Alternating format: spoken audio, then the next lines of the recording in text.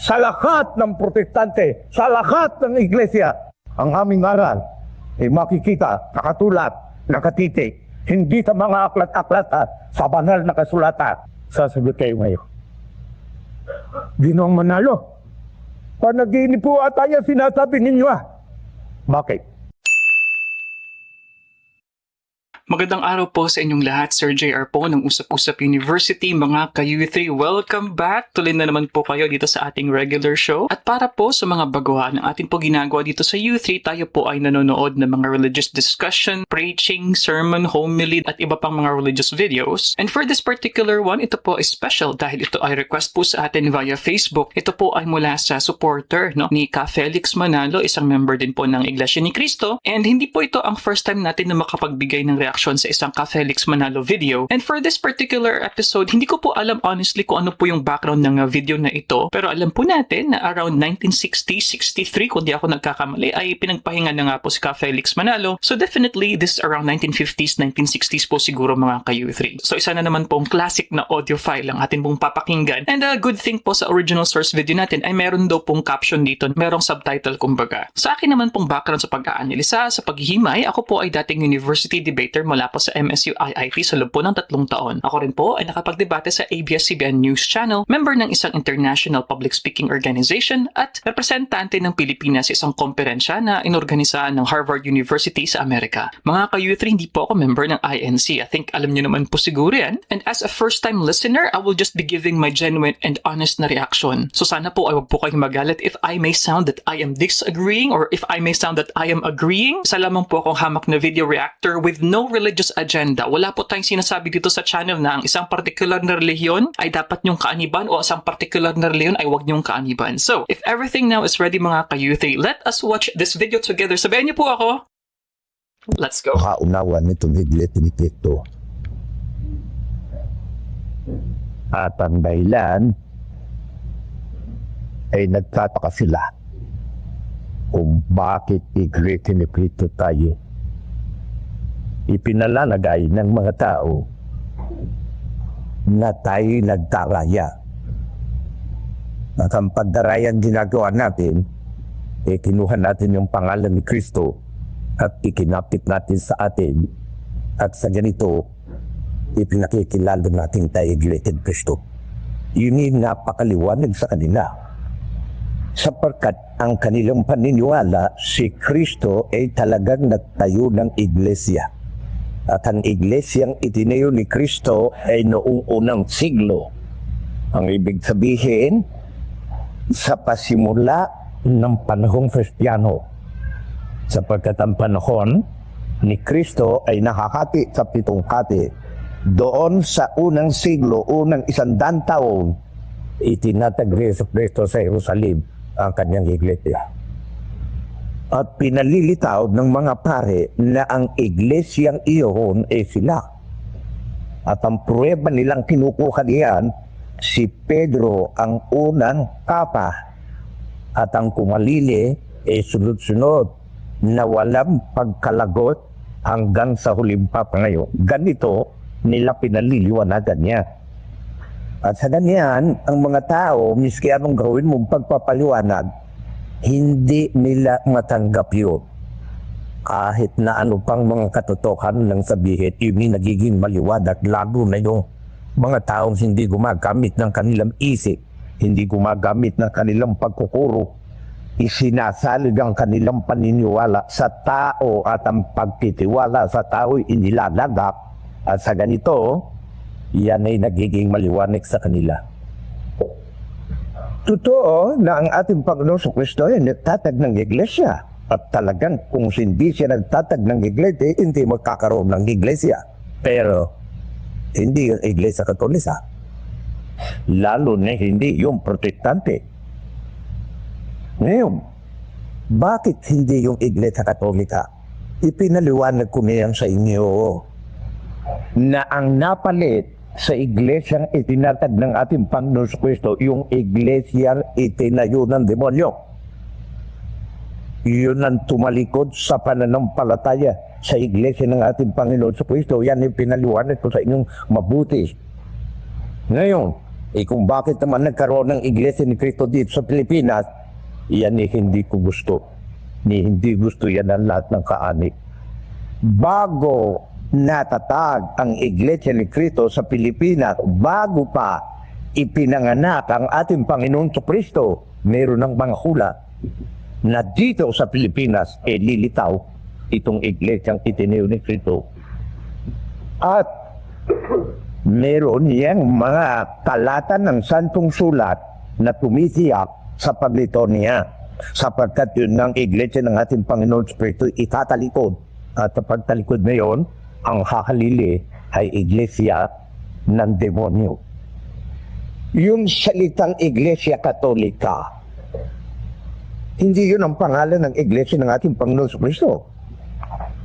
At yan, ang kahulugan niyan sa mga aklat ng Iglesia Katolika, laganap. Ang ibig sabihin, patitel. At ibigay mo lalaki. At gusto kong basahin sa inyo kung alin ang iglesyang laganap. Meron talagang iglesyang laganap ang humalili sa iglesia ng mga apostol. At kung bakit lumaganap yon, dahil sa milagro. Nasaan Pakinggan ninyo. Dito sa 12 nitong Apokalipsi. At ang versikulo ay 9. Katolisidad. Pagkalipana. Hindi maaaring matapuan sa bawat isa o sa lahat ng kalipunang tinatawag sa lahat ng kalipunang natitiwalag sa Iglesia Katolika Romana.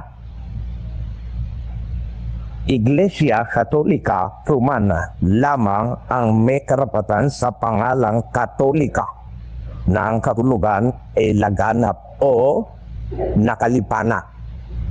Kamakatwi, yun ang sinasabi nila na ang kahulugan noon yun. Pero tingnan ninyo,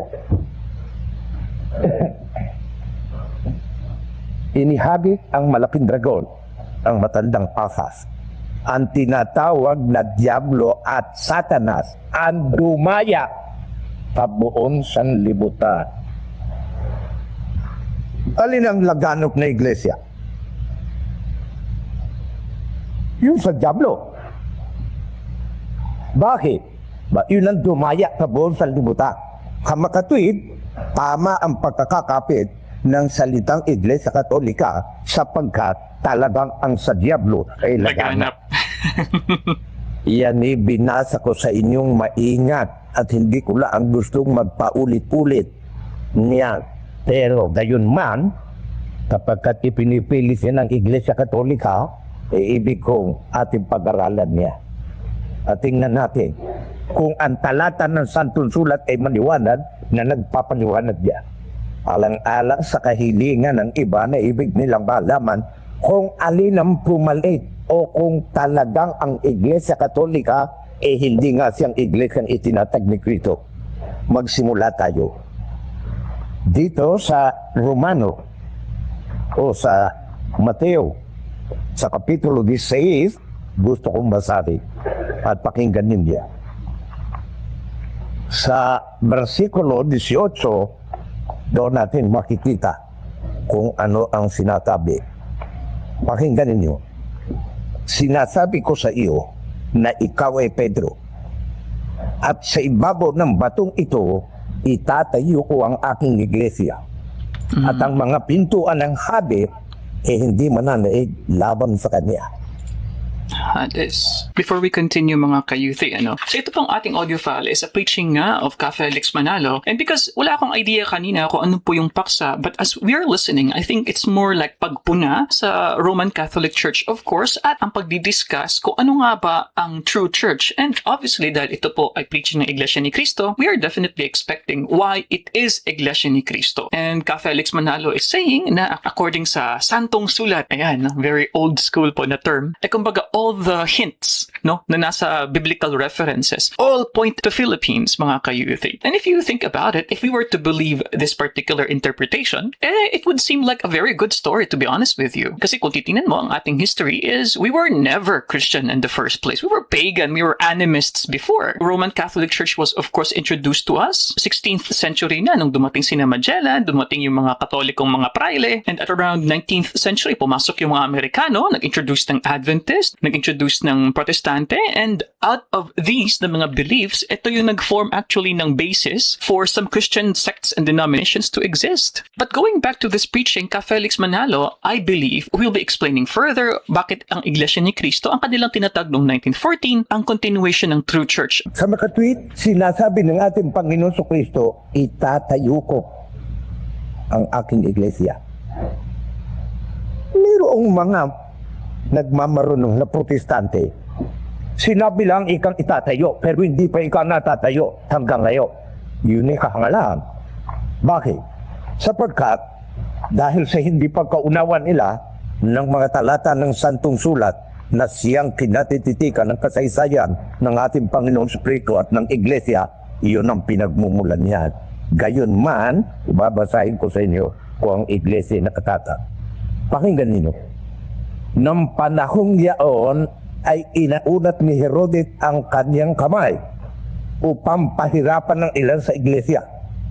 Meron na iglesia. Hinating niya sa tabak si Santiago at ang kapatid ni Juan. Sa makatwid, yung sinabi ng ating Panginoon sa Kristong, itatayo ko ang aking iglesia. Dapat laan ninyo, tandang mabuti, na ang iglesyang itinayo ni Kristo, kanya. Yun ay ikinabit niya rin sa salitang itatayo ko ang ating iglesia ngayon.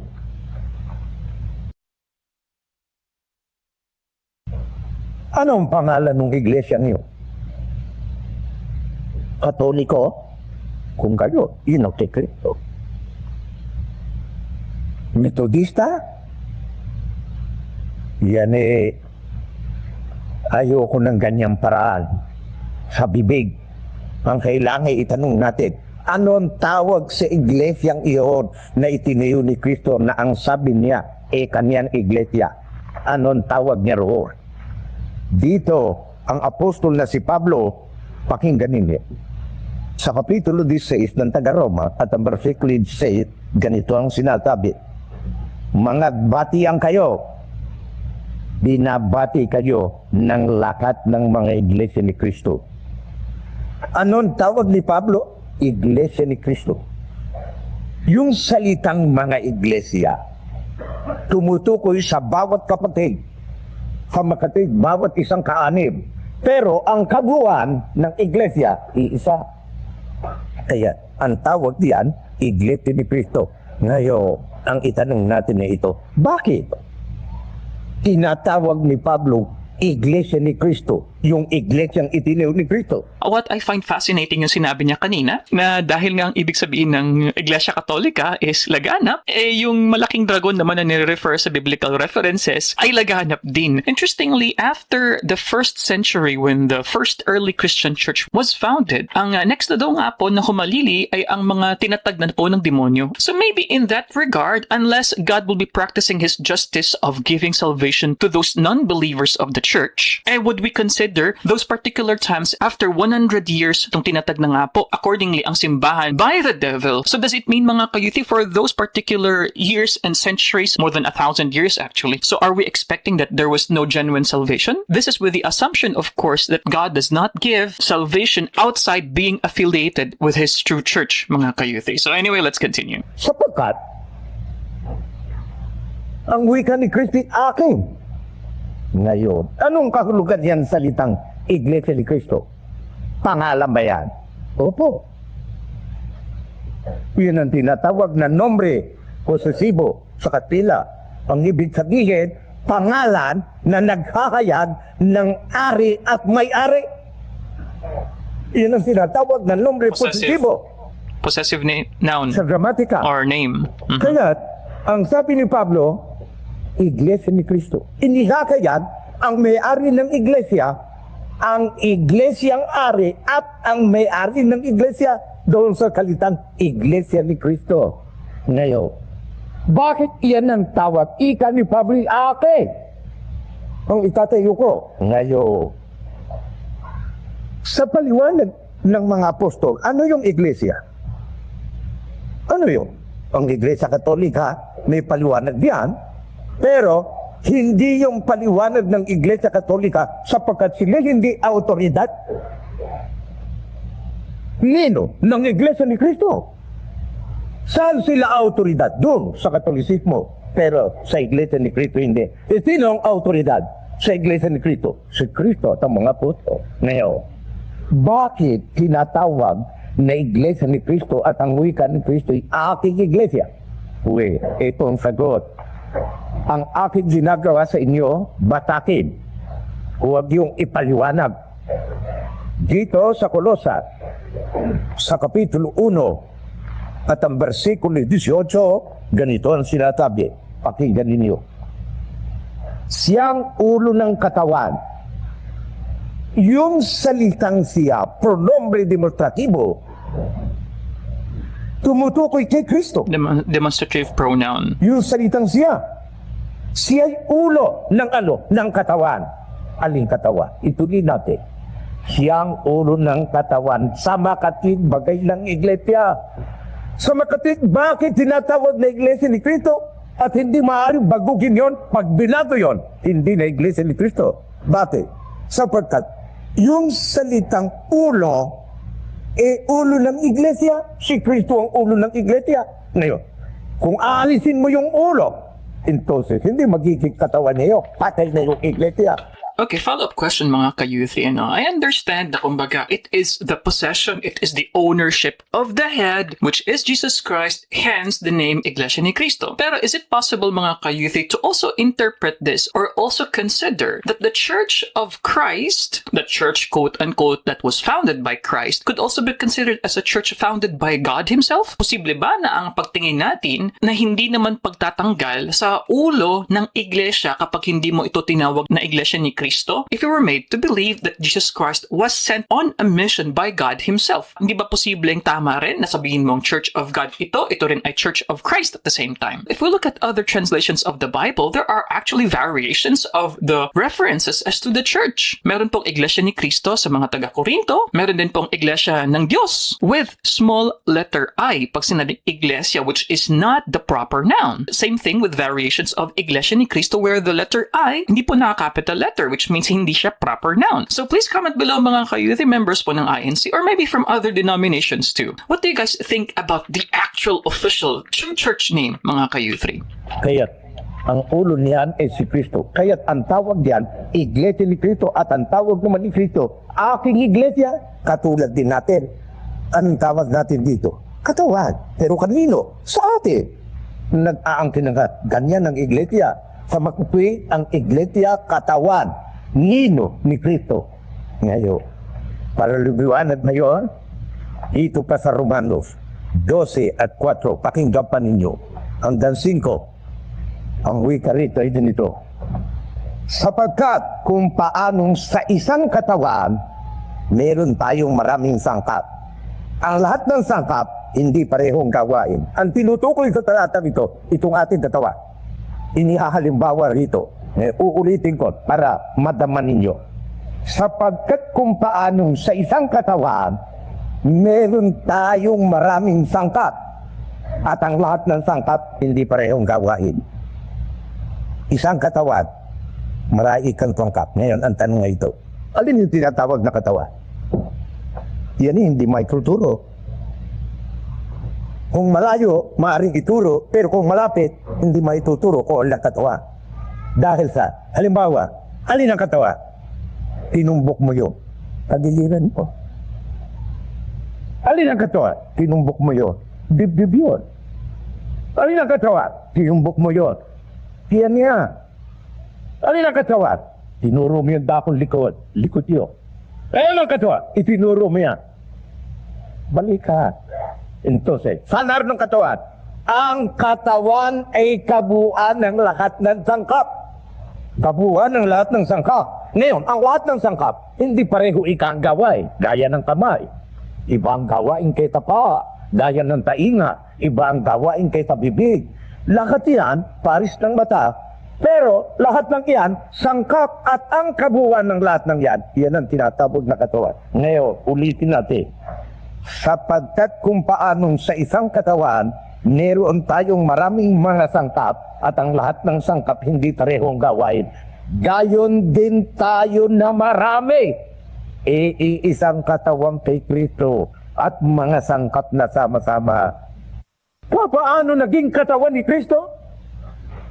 Itong iglesia, bakit nagiging katawan ni Kristo? Si Kristo ang ulo at tayo ang katawan. Hindi ba siya talagang may sariling katawan? Opo. Pero yung lahat ng kabuuan ng Kristong iyon, ipinaliliwanag niyang ulo lang. At ang kabuuan ng lahat ng mga taong sumasampalataya, ipinaliliwanag niyang katawan. Bakit? Ano nangyari? Ito. Babasahin ko sa inyo. Ibig kong makita ninyo na hindi ko kayo inaakit ni hindi ko kayo pinaliliwanagan. Binabasa ko sa inyo. Sa makatwid ang ibig kong umakit sa inyo at makaakit sa inyo. Itong salita ng Diyos, hindi ako. Porque ako, tao, hindi niyo ako dapat paniwala. Ang dapat natin paniwalaan ang salita ng Diyos na ibinigay kay Kristo at sa mga apostol. Ngayon, ang tanong natin uulitin ko, bakit si Kristo'y naging ulo at ang lahat ng sumasampalataya ay naging katawan? Anong dahilan? Itong dahilan. Dito sa Efeso, sa Kapitulo 2 at ang versikulo 15, ganito ang sinatabi, inalih ang pagkakaali sa pamamagitan ng kanyang laman. Ang tawag nito sa kanyang sarili katawan, laman. Ang tawag nito, inalis ang pagkakaalit. Eto, Miguel. Ano yung pagkakaalit mo? Kung sasabihin ko sa inyo ang pagkakaalit ng tao at ng Diyos, siguro sasabihin nyo, ba, hindi nagkakaalit ang Diyos at ang tao. Nang labatin ng tao ang utos ng Diyos, nilapastangan niya ang Diyos. Nakipag-alit siya sa Diyos. Anong ginawa ng Diyos? Kinatulan ng tao. Doon pa sa oras ng pagkakasala niya, nakalagdan na ron ng hatol. Sa oras na dumating ang pagkukop, ang hatol na yun, ilalagdatan niya. Ano ang hatol? Ang kabayaran ng kasalanan ay kamatayan sa dagat-dagatang apoy. Dito sa ating husgado, meron dalawang paglilitis na ginagawa at may dalawang parusa. Ipalagay natin ng isang funcionarios publicos ay gumawa ng isang labag sa pamahala. Iyon, ipagsusumbong yon sa administrasyon, doon sa pamamahala, doon sa lalong nakakataas sa kanya. Yun Administrative charge. gagawin ng pagsisiyat at kung napatunayan, yung kanyang kasalanan iyon, ititiwalan. At kung ano ba ang kasalanan, dadalhin sa dado. Judicial. Hindi na administrado, hindi na administrasyon ang lilitis. Hindi na, kundi judicial, justisya. Ngayon, yun ang naglalapat. Kung dapat kang magmulta, kung dapat kang bitayin, kung dapat kang parsa, yun. Civil or criminal Ganyan naman din yan. tayo. Ang una nating kamatayan, itiwalag tayo sa paggamit ng buhay.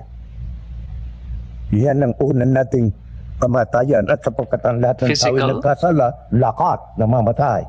Ngayon, yung lahat Nice. ng kumilala sa pag-ibig ng Diyos, sa pagtubos ni Kristo, yun ay mabubuhay uli.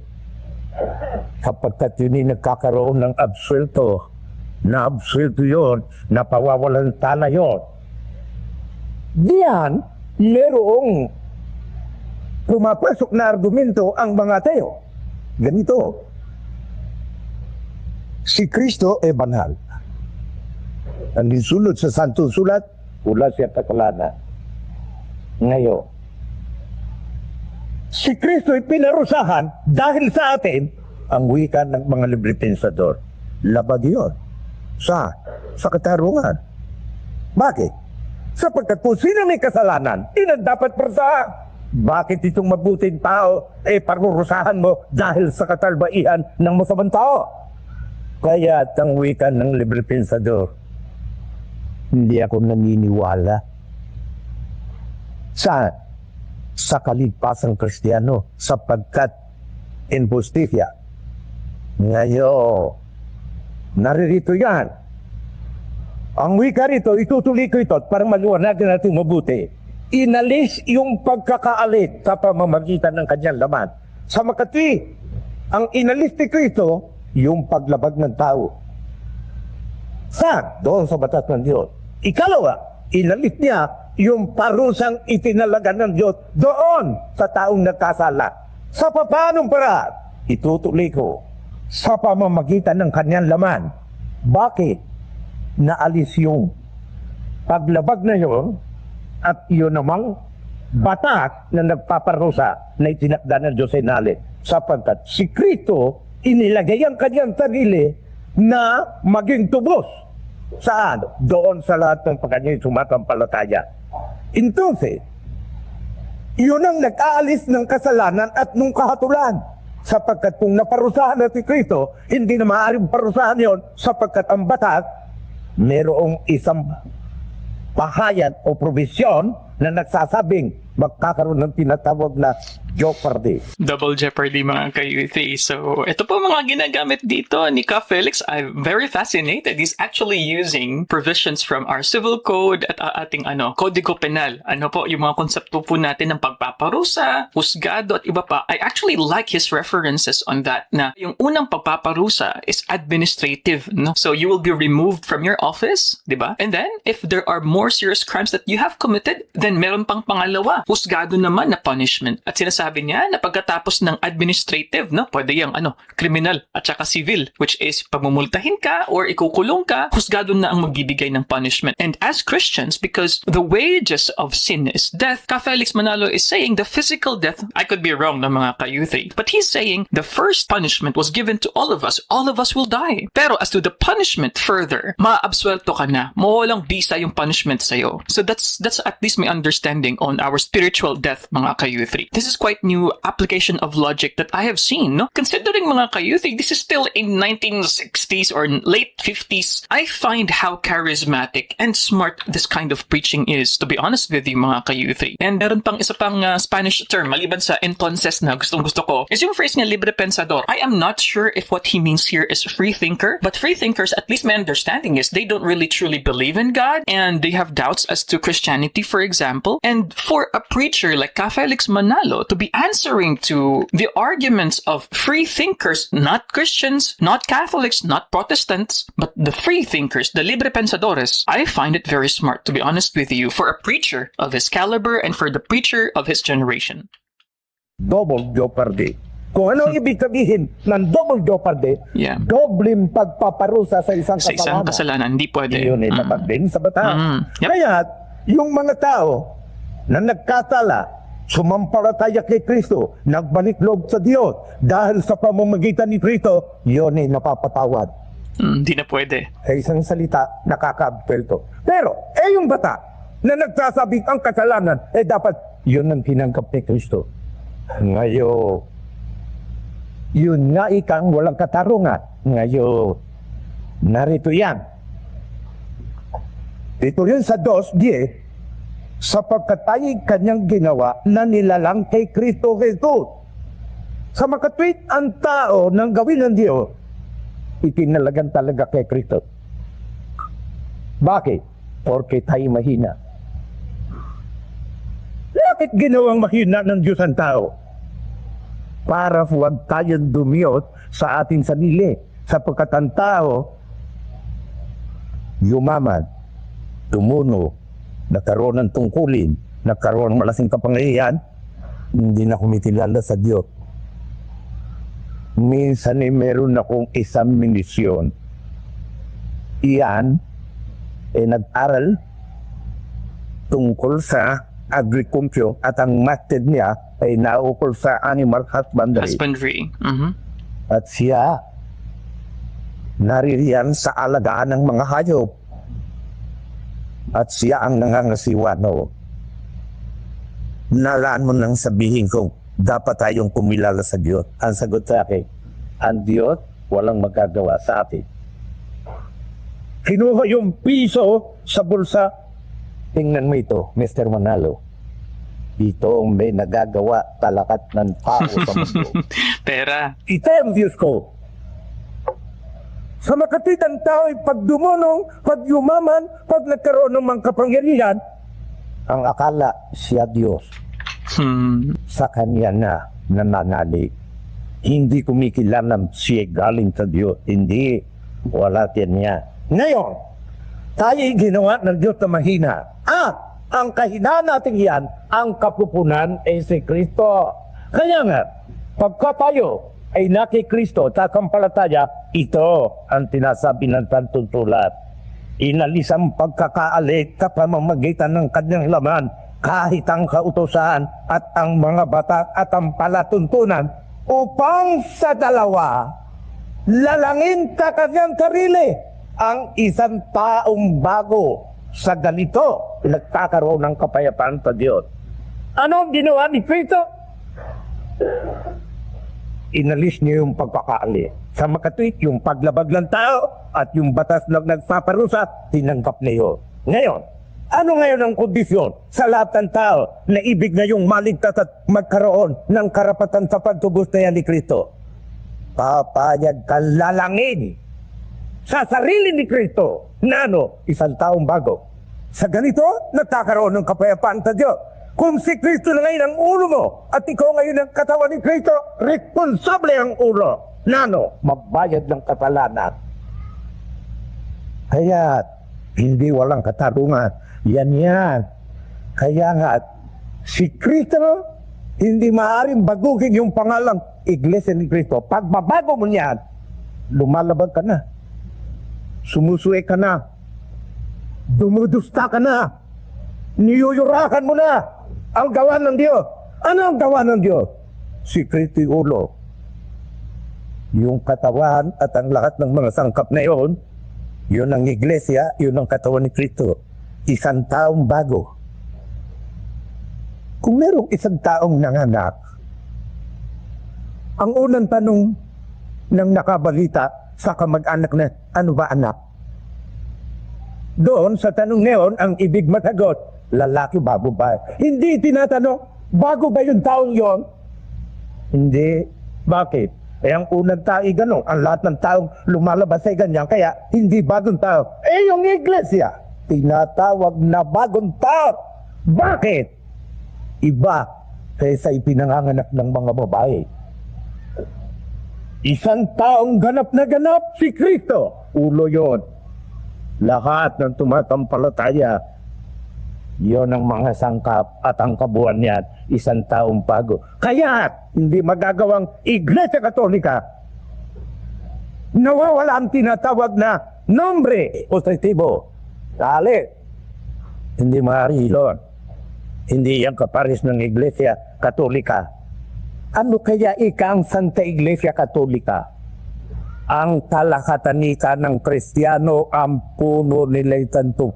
Nagkakaiba Iglesia ni Cristo at saka Iglesia Katolika? Ang puno no Santo Papa sa Roma, samantalang itong kay Cristo, siyang puno, yung Iglesia Katolika. Kaya hindi mababago. Ngayon, ito na paroon yung Iglesia niyo? Yan ang ating tanong. Sasagutan pare, kami ang umalili kay Pedro. At sunod-sunod yung pagpakakawing-kawing na yan. Walang lagot. Yan ipabulaan. Hindi ginagawa ng pare ang pruwebat niyan sa pamagitan ng Santo Sulas. Hindi. Si Pedro, apostol ng mga Hudyo. At si Pedro, walang tala sa Santong Sulat na nagpunta sa Roma. Ikalawa, ika-4 na siglo ng matatag ang kapatakan. Si Pedro namatay ng anyo 67, panahong Kristiyano. Sa makatwid, ang panahong Kristiyano ang numero 1 bilang sa panganganak kay Kristo. Anyo 67 namatay si Pedro. Ngayon, ika-4 na siglo. Kwentahin natin ngayon.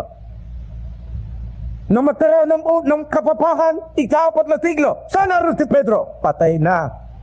Sa nasa libingan, pati buto noon, bulok na. Bakit? 330 tao. Patay na si Pedro. Ngayon, pinupurpahan ba yan ng kanilang kasaysayan? Catholic Encyclopedia. Hindi ko nadala. Ano sinasabi ron? 11 papa. First Pope, St. Peter, question mark.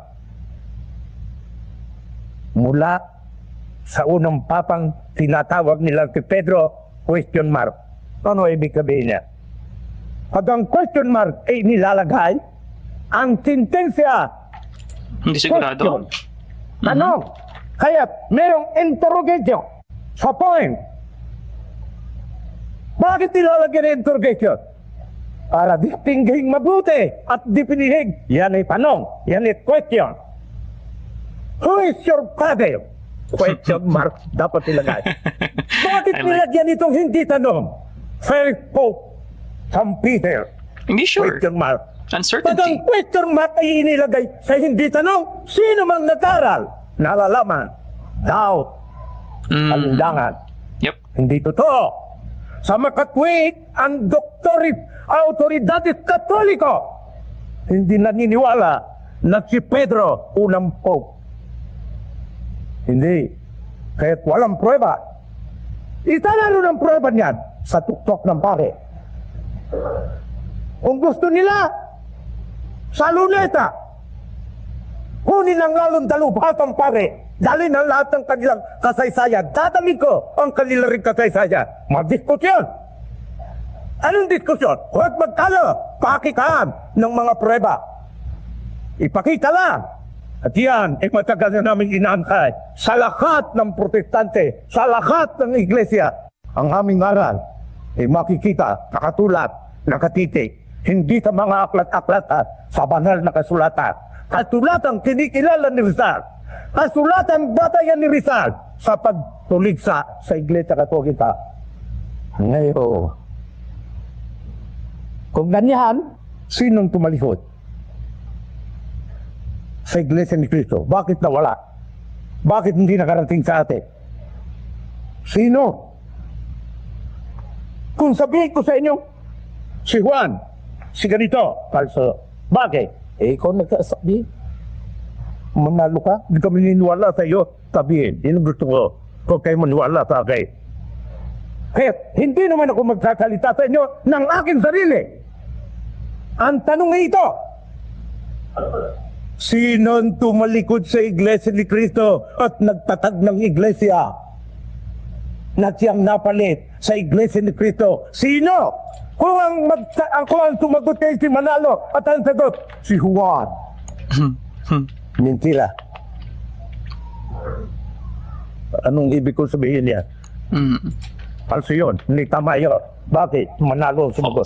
Mga kayuthi, isa din po sa mga na-notice ko sa mga preachings po ni Ka Felix. And I have to mention, hindi po ito first time na narinig po natin si Ka Felix Manalo. In fact, we have a couple of video reactions na po sa mga audio po na preaching ni Ka Felix. And like what I mentioned, I noticed the emphasis on saying, hindi tao ang nag-explain nito dito sa ating simbahan sa Iglesia ni Cristo. Ang Santong Sulat ang basehan. Hindi namin binibigyan ito ng pakahulugan. We're just reading it from the Bible. Hindi dapat ang tao ang inyong paniwalaan. Although going back as a recap mga kayuthi, so far sa atin pong naintindihan sa mga sinasabi ni Ka Felix, at this juncture, yung kanyang way ng pag-criticize on different religions really is hindi lamang sa isang reliyon. Actually, marami-rami po siyang pinapatamaan. Libre pensadores, katolikos, protestantes, even yung mga tao na masyado nang mataas yung kanilang pagtingin sa kanilang sarili na ang Diyos na nila ay barya, ang Diyos na nila ay pera. And I like how Ka Felix mentioned it. Pag ang tao pala minsan kapag masyado nang nagmamarunong is they believe that they are God and they have more belief in themselves, kumbaga, no? And I like how he said earlier na tayo, ginawa tayong mahina, tayo ay mababa. And my understanding is Christ would make us better, would complement us. Christ would make us have a higher value, something like that. But I have a question because sa part na ito ng preaching ni Ka Felix, he mentioned yung importance ng name na hindi pwedeng palitan na Iglesia ni Cristo. Pero ang question ko po sa mga members po ng INC, dahil we have to consider if there is salvation in your religion, hence any other human being outside the Philippines, for example, na hindi talaga nakarinig, my understanding is, hindi na po ba talaga sila maliligtas? Or going back to what I mentioned earlier about the idea of God's justice, is it possible for them still to be saved? For example, they have the same kindness, same acts of a Christian according to the basis of the INC doctrines, same charity, for example, same goodness as a human being, just without the label or affiliation ng INC. Would this person still suffer in hell, mga ka-U3? So please comment below dahil ang akin pong mga reaction, most likely ayun din po ang posible na tanong ng ibang pa mga viewers po natin. And before we continue the video, nagustuhan ko rin po yung pag-challenge ni Ka Felix Manalo here. Take note, this is around 1950s, 1960s, saying na kahit sino pa yan, protestante, katoliko, pupunta tayo ng luneta, we'll have a discussion, not exactly pag-aaway o pagtatalo, bring your references and let us prove which is kumbaga the true church. I like the challenge, mga ka-U3. Yan dapat sumagot. Ito, Santong Sulat. Ngayon, itanong natin dito kay Pablo kung sino ang gumalili at tumalikod. Babatahin ko sa inyo, pakinggan ninyo. Sa Timoteo, listan ninyo para pagdating sa bahay, batahin nyo. Huwag kayong gaya ni Ibuna namumula ng taplis. Ibuna? Bagaman yan si Ibuna tumatama sa akin sa lahat ng paglakbay, makita ko lang yung taong diyo, nababaliktad sa sipura ko. Sino yung Bakit? Ibuna? Ang gusto ko sa tao, kritikahin ako. Pero, huwag boka, huwag paratang. Ang gusto kong kritika, patunayan niya. Oras na mapatunayan, walang Iglesia ni Cristo. Ako wawalat nito. Bakit? Ano ba ang talagang tangka namin? Diyos. Hindi relisyon. Ngayon, anong kailangan natin? Maglingkod ng ayon sa gusto ng Diyos. Huwag yung ayon sa gusto natin. Mapagharian tayo ng Diyos. Huwag tayong maghari sa Diyos. Meron po ba taong naghahari sa Diyos? Marami. Alin yun? Yung may relihiyon sa sarili. Na ano ang sabi nila? Ang relihiyon ko ikay sa aking sariling bahay. Basta manalangin ako sa Diyos. Humingi ako sa... Hindi maaari yun. Pag dininig ka ng Diyos, ang Diyos ang tutunod tayo at hindi ikaw. Ang tutunod sa Diyos. Hangal. Ibig mong Diyos ay padarian sa pamagit. Taimtim na tayo, kahit na taimtim, kahit dukugin pa katawan mo, sa kataimtiman, ang Diyos hindi susunod sa gusto mo. Bakit? Ikaw ang nilalang at hindi ikaw lumalang. Ikaw Kanya. May kapangyarihan siya. Kaya ang batat, ang audit, sa Kanya dapat manggali. Ganyan niya. Kaya't walang relihiyon sa sarili. Pag sa sarili, ang gusto mo ang nasusunod mo. Kailangan ang gusto ng Diyos para maging dapat ka sa Diyos. Ngayon, bakit po ba ayaw ninyo sagutin na ganyan? Ginoong Manalo. Sino ang tumalikod? Sino ang nagtayo ng iglesia, ang kapalit ng iglesia ni Cristo? Kaya ang iglesia ni Cristo hindi nakilala ng mundo. Bakit ayaw niyong basahin? Siguro wala niyan, Ginoong Manalo. Meron. Ibig ko lang maglarong maigi muna sa inyong pag-iisip. Nano? May tumalikod sa iglesia ang itinayo ni Cristo. At ang iglesia ang itinayo ni Cristo nalipol. At ang lumitaw sa mundo ay ang iglesia na tumalikod. Sabi naroon niya sa Mateo 4, versikulo 1. Anong sabi? Ngunit hayag na tinatabi ng Espiritu na sa huling panahon. Pagkarinig ng pari diyan sa salitan sa huling panahon. Kaya, si Manalo kayo. Bakit? Kami kauna pa eh. Di ka sa huling panahon. Ay, mamang pare, mag-aral kang mabuti. Titignan mo mga terminus ng Biblia. Sapagkat iba yung salitang huling araw kaysa huling panahon. Bakit? Ilang bang panahon meron sa Biblia? Ang 3 dakilang hati ng Biblia. Eto, babasahin ko sa inyo. Para huwag kayong linlangin. Si Hindi Manalo 7. kayo. Huling panahon eh. Mama, hindi ka nag-aaral na mabuti. Panot na itong ulo namin eh, kaya kakaaral eh. Pinanot mo yan. Pakinggan ninyo. Ang Diyos ang nagsalita ng unang panahon. Kanino? Sa ating mga magulang. Sino yung salitang magulang? Sa kakila, tinatawag na patriarka. Sino yung magulang ngayon? Aba, hindi yung ina natin. Si Adan, si Abraham, si Noe, si Isa, si Jacob, ang 12 angkan. Yan ang tinatawag ng mga patriarkat. Diyan ang Diyos nakikipag-usap ng unang panahon. Ngayon, sa iba't ibang panahon, hindi na unang panahon yon, iba't ibang panahon na yon. At sa iba't ibang paraan, nagsasalita ang Diyos pamagitan ng mga propeta. Sa makatwid, ang panahon ng mga patriarkat natatapos pagdating ni Moises. Ang Diyos ang nakikipag-usap sa kanila sa mukhaan at sa tinatawag na bisyon. Ang talipan ng Diyos ay binibigay sa kanila. Pagkatapos noon, dumating ang ikalawang panahon ng mga propeta. Ang Diyos nagsasalita sa pamagitan ng mga propeta. Alin ang huling panahon? Ito. Nagsasalita sa atin sa mga huling araw na ito sa pamamagitan ng kanyang anak. Ilang hati? Ang panahon ng Biblia, yung 3 dakilang hati, panahon ng mga patriarkat, panahon ng mga propeta, panahon ni Kristo. Kaya ang panahon ni Kristo, 7 hati. Yan na riyan ng huling araw. Entonces, balikan natin ngayon.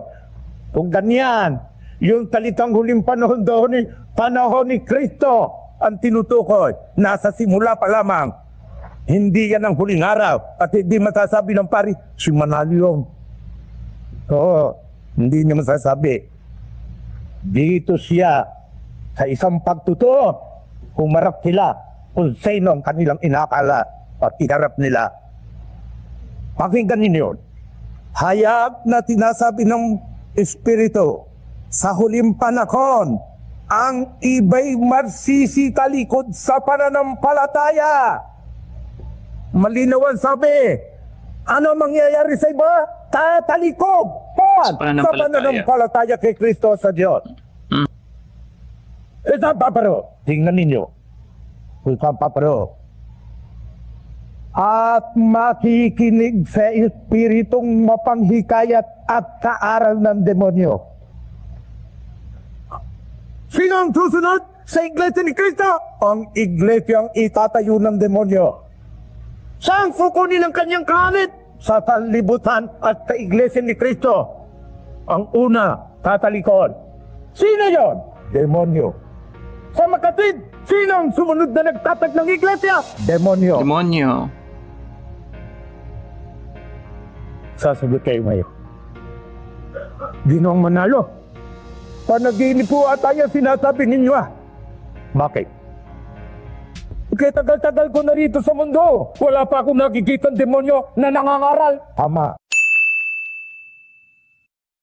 Okay mga ka-youthy, so dyan po nagtatapos ang ating episode ngayon. Ayan, sigurado po ako sa mga supporters po ng Iglesia ni Cristo at mga supporters din po ni Ka Felix Manalo. Baka sabihin nyo po dyan sa comment section bitin. Pero ito po, I understand is part 1, ano? So based po sa notes po ng ating admin, this is I think part 1 and may kasunod pa po ito, ano? So we will be uploading that for sure. Pero going back to the preaching of Ka Felix Manalo, I have to say, definitely he is way ahead of his time for a preacher. He really has that gift to incorporate the references, and while members of INC probably will say that it's not his own interpretation, but you know, in theology we call this hermeneutics, kumbaga. And sa last part ng kanyang minention, meron daw pong 3 hati, ano? Pero interestingly, he actually mentioned the 7 na pagkakahati if you notice sa first part po ng kanyang discussion. So, members of INC, hope you could type below, ano po yung 3 hati na sinasabi dito ni Ka Felix Manalo? Or maybe in the next episode baka i-discuss din. Pero I'm very curious about that because obviously there's a big difference. There's a 3 halves and then there's there's 7 halves naman according to Catholics. For this preaching, I really enjoyed how he also introduced ideas of justice, ideas of punishment. Diba po? Na ang analohiya po is ganito yung ginagawa natin na sa husgado ng tao sa ating own na kumbaga justicia de ley, mga ka-U3. And this is God's way of punishment. This is God's way of rewarding. This is God's way of absuelto. I really like that perspective. Honestly, that's quite new for me, mga ka-U3. And as to energy and passion, of course, definitely there is. Especially around 2/3 ng presentasyon. I think that was the first time that I really heard him shout with so much passion and vigor, kumbaga. And also, I like how he challenges everyone. And nagustuhan ko kung paano niya, kumbaga, na-qualify yung kanyang challenge na hindi ito pakikipagtalo. In short, it's just saying, it's not a debate, but it's more like a discussion. I like that, mga ka-U3. So anyway, members po ng INC, did you like this kind of episode? And also for non-members of INC, what can you say about this? Ano po masasabi niyo sa mga puntong na-raise dito ni Ka Felix Manalo? And if you like these kinds of contents, you already know, tayo nagbibigay ng iba't ibang video reactions, iba't ibang reliyon. Click subscribe kung hindi ka pa subscribe. Watch that video over there. Playlist ng mga Iglesia ni Cristo preachings na nabigay natin ng reaction dyan. And I'll see you guys next time. Peace. Bye-bye.